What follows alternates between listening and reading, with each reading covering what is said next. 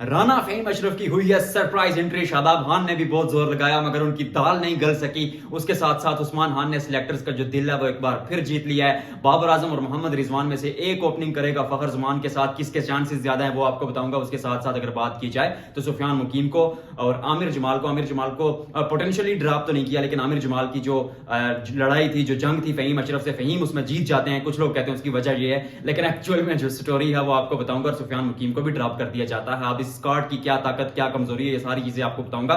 लेकिन सबसे पहले थोड़ी सी भारतीय टीम की चर्चा का वो मैं पॉइंट आपको बताना चाहता हूं कि वहां से आज क्या हम डिस्कस करेंगे। वहां से डिस्कस करेंगे कि सुपरस्टार्स रणजी ट्रॉफी में फेल हो रहे हैं। विराट कोहली के आने से क्रेज आया, वो पुरानी यादें ताजा हुई, मगर वो भी फेल हो जाते हैं। लेकिन सबसे पहले इस स्क्वाड की बात करना जरूरी है।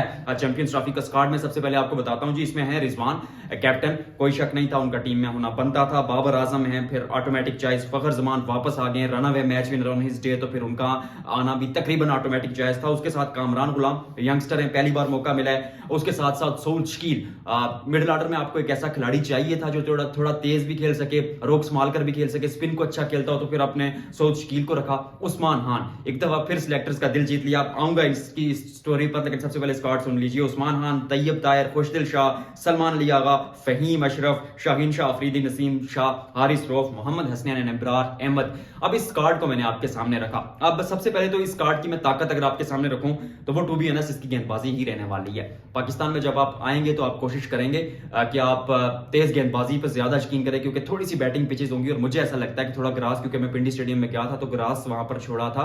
तो शाहीन शाह अफरीदी, क्योंकि जैसी गेंदबाजी उन्होंने साउथ अफ्रीका सीरीज में की है वो एब्सोल्यूट बेस्ट थी। नसीम शाह फिटनेस वापस बहाल करके अच्छी गेंदबाजी करेंगे। मोहम्मद हसनैन पेस है, रफ्तार है, और हारिस रऊफ के साथ भी पेस है। तो आप कोशिश करेंगे कि अपनी पेस से ही अटैक करें। इस बार जो ताकत रहने वाली है वो बल्लेबाजी रहने वाली है। चैंपियंस ट्रॉफी करीब आएगी तो एक एक खिलाड़ी की मैं मैन टू मैन मार्किंग करूंगा, लेकिन अभी कहूंगा क्योंकि शाहीन शाह अफरीदी ने साउथ अफ्रीका सीरीज में अच्छी गेंदबाजी की। Haris Rauf on end of अच्छी गेंदबाजी करते हैं। गेंद पुराना होता है तो हारिस रऊफ को रोकना जो है वो ऑलमोस्ट नामुमकिन हो जाता है। उसके साथ साथ अगर बात की जाए तो नसीम शाह गेंद को दोनों तरफ घुमाने का हुनर जानते हैं, वो भी अच्छे गेंदबाज। और चैंपियंस ट्रॉफी में जब ये लाहौर के मैदान में खेलेंगे, लाहौर में तो है इवेंचुअली पाकिस्तान का कोई मैच नहीं है ग्रुप स्टेज में, लेकिन पिंडी में जब मैच खेलेंगे तो ग्रास छोड़ा गया। नेशनल स्टेडियम कराची में भी फास्ट बॉलिंग को पिच सपोर्ट करती हुई आपको नजर आएगी, याद लिख लीजिएगा। उसके साथ साथ राना फहीम अशरफ। अब कहां से आते हैं फहीम अशरफ, ये कहानी कहां चलती है। देखिए पाकिस्तान क्रिकेट टीम जो सोच रही है, आपको या तो स्पिन गेंदबाज चाहिए था बैटिंग के साथ, शादाब खान के बारे में उस बारे में बात हुई, या फिर स्पिनर के पास अगर आप सोचते स्पिन पिच बनाने के बारे में आप सोचते तो आपके पास ऑप्शन था सुफियान मुकीम का,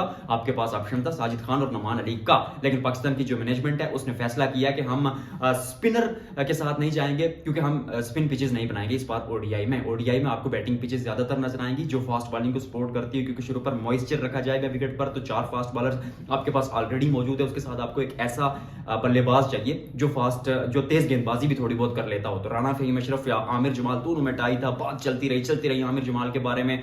2-3 दिन पहले तक तो बात डन भी हो गई थी कि आमिर जमाल ही खेलेंगे, लेकिन at the end Fahim Ashraf को प्रेफर किया गया, क्योंकि फहीम अशरफ नई गेंद के साथ भी गेंदबाजी करते हैं। आपको चाहिए होगा शाहीन और नसीम के साथ एक ऐसा गेंदबाज, अगर एक को मार पड़ जाती है तो नए गेंद के साथ जो गेंदबाजी करे, तो फिर वहां पर फहीम अशरफ जो है वो आमिर जमाल से रेस जीत जाते हैं, क्योंकि आमिर जमाल अमूमन लेटर ओवर्स में गेंदबाजी करते हैं। तो फहीम अशरफ को प्रेफर किया गया। आमिर जमाल ऐसा नहीं है कि नई गेंद के साथ गेंदबाजी नहीं कर सकते, बट फहीम अशरफ क्योंकि बड़े इवेंट्स पहले भी खेल चुके हैं तो उनको प्रेफर किया गया। उसके साथ साथ उस्मान खान, आई मीन उस्मान खान को जब बांग्लादेश प्रीमियर से लीग से वापस बुलाया ना, तो उस वक्त भी ये बातें हो रही थी कि क्या उस्मान को रखा जाएगा नहीं रखा जाएगा, लेकिन आपको एक बैकअप विकेट कीपर की जरूरत थी, क्योंकि मे भी रिजवान शायद किसी मैच में इंजर्ड हो जाए, अल्लाह ना करे, लेकिन ऐसा हो सकता है, देयर इज एन पॉसिबिलिटी। तो रिजवान अगर इंजर्ड हो जाते हैं तो आपको एक कीपर गेंदबाज बल्लेबाज जरूरत था। हारिस के बारे में बात हो सकती थी, लेकिन शायद ओडीआई फॉर्मेट को मोहम्मद हारिस उतना सूट नहीं करते, और जिस तरह की पिचेस होंगी तो उसमें उस्मान खान को प्रेफर किया गया, क्योंकि बैटिंग पिचेस पाकिस्तान में और एशिया में उस्मान खान का रिकॉर्ड अच्छा है, तो उस्मान खान को प्रेफर किया गया। उसके साथ साथ स्क्वाड पर नजर डालूंगा और इनकी कमजोरी आपको बताऊंगा। कमजोरी जो रहने वाली है वो बल्लेबाजी रहने वाली है।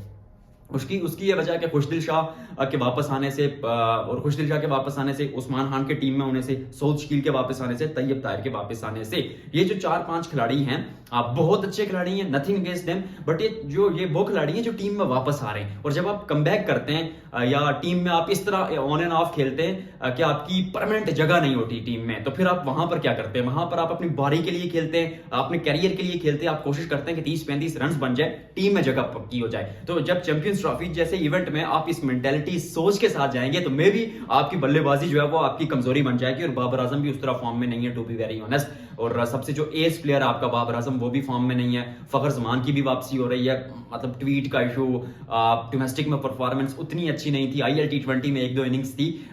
फखर Zaman can achieve his form back, can regain his form back, वो रिटर्न वापस आ सकती है उनके पास। लेकिन फखर जमान जैसा अनऑर्थोडॉक्स खिलाड़ी जो होता है वो आपको 10 में से 3 या 4 मैचेस में ही डिलीवर करके देता है, अगर सच कहूं तो। उससे ज्यादा की उम्मीद आप शायद उनसे ना करें, और वो जस्टिफाइड भी है क्योंकि उनके खेलने का अंदाज ऐसा है, आप चले तो बहुत ऊपर तक जाते हैं, अकेले मैच जितवाने की काबिलियत उनमें मौजूद है। बट फखर जमान भी टू बी वेरी ऑनेस्ट वो चले वो फॉर एग्जांपल फखर और बाबर ओपनिंग करते हैं या फखर रिजवान ओपनिंग करते हैं, ज्यादा चांसेस फखर और रिजवान के हैं। तो शुरू पर अगर फखर तेज खेलने के चक्कर में मुकाबले में आउट हो जाते हैं, फिर बाबर आजम आएंगे, उन पर इंसार होगा। और बाबर के आउट होते ही फॉर एग्जांपल बाबर या रिजवान में से कोई एक वहां से अगर आउट हो जाता है तो फिर आपकी जो बैटिंग लाइनअप आती है वो टीम में पक्की नहीं है। चाहे तैयब ताहिर हूं, चाहे कामरान गुलाम हूं, चाहे उस्मान खान हूं, चाहे सोचकील हूं, तो फिर वो लोग अपनी बारी के लिए खेलेंगे, which is justified as well. क्योंकि इतने बड़े टूर्नामेंट में जब आप खेलेंगे और कमबैक कर रहे होंगे, टीम में आपकी जगह जो है वो मतलब परमानेंट नहीं होगी, तो फिर थोड़े से इश्यूज होंगे। तो ये पाकिस्तान की कमजोरी है। स्क्वाड की मजीद आगे भी बातें हम करते रहेंगे ऑफ कोर्स। तो आप आगे बताइएगा कि आपको ये स्क्वाड कैसा लगा। अब थोड़ा सा मैं बात करूंगा रणजी ट्रॉफी के सुपरस्टार्स की। Virat the run machine Kohli वापस आए, नॉस्टैल्जिक का वो फीलिंग आई, पूरा क्राउड भर गया। आई मीन ओरा है खिलाड़ी का, ओरा भी है, एरा भी है, और ये एरिया भी विराट कोहली का था, तो देखने को मिला भी। He is that kind of player. मजा आया वैसे जब वो वापस आए। रणजी ट्रॉफी जुमेरात का दिन था, थर्सडे का दिन था, फ्राइडे का दिन था, वर्किंग डेज थे, लेकिन फिर भी स्टेडियम जैम पैक था। और जब अपना बंदा आउट होता है ना तो मतलब वो थोड़ा सा दिल टूटता है, लोग घर चले जाते हैं। लेकिन सुपरस्टार्स फेलर हैं, चाहे वो रोहित शर्मा हो, श्रेयस अय्यर हो, अजिंक्य रहाणे ने आज रन्स बनाए 90s में।